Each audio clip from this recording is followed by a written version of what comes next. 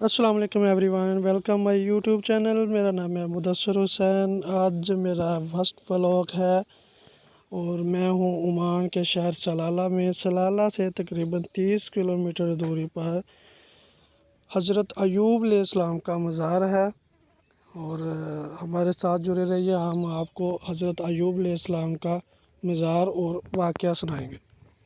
اللہ تبارک و تعالیٰ کے برگزیدہ پیغمبر حضرت ایوب علیہ السلام، جن کو اللہ تبارک و تعالیٰ نے بے شمار نعمتوں سے نوازا تھا، لیکن آپ پر مصیبتوں کے پہاڑ جب ٹوٹے تو آپ نے کیا آپ کو کون سی ایسی بیماری لگی کہ لوگ آپ سے دور بھاگنے لگے، حتیٰ کہ رشتہ دار بھی آپ سے دور بھاگنے لگے۔ 18 سالوں تک ایک موذی بیماری میں مبتلا رہ کر بھی اپنی زبان سے اف تک نہ کہنے والے ایک عظیم، بہترین اور صابر نبی کی داستان۔ محترم دوستو، حضرت ایوب علیہ السلام کا عبرانی نام اوب تھا، جنہیں توریت میں جوب کہا گیا ہے۔ آپ کی پیدائش عرب کے شمال میں ایک بستی بصرہ نامی بستی میں ہوئی۔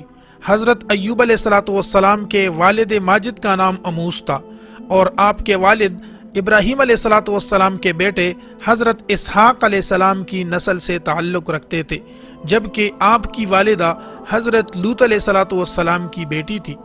مورخین نے لکھا ہے کہ حضرت ایوب علیہ السلام کا زمانہ حضرت یعقوب اور حضرت موسیٰ علیہ السلام کے درمیان کا زمانہ تھا، یعنی عیسیٰ علیہ السلام سے قبل 1300 اور 1500 سال قبل، یعنی قبل مسیح 1300 اور 1500 کے درمیان جو زمانہ تھا وہ حضرت ایوب علیہ السلام کا زمانہ تھا۔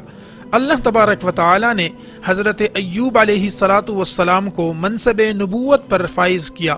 آپ اپنے قبیلے کے سردار بھی تھے۔